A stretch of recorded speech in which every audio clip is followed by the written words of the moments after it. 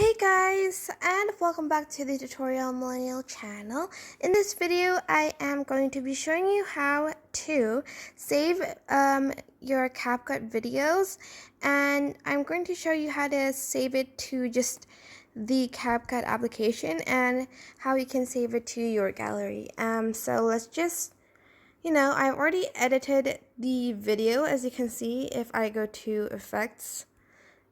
I've already added this rainbow gloss effect, but to save it, I'm just going to press X on the top left corner and it'll be saved to project automatically, so it'll be just in the app. But for instance, I want to save it to my gallery.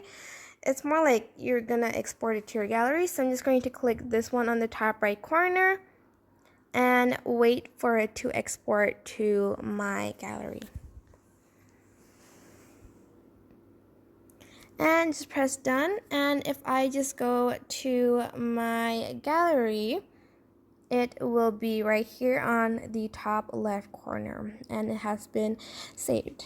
And that is basically it for this tutorial. I hope it was helpful. Don't forget to like, comment, share, and also subscribe to this channel if you haven't done that.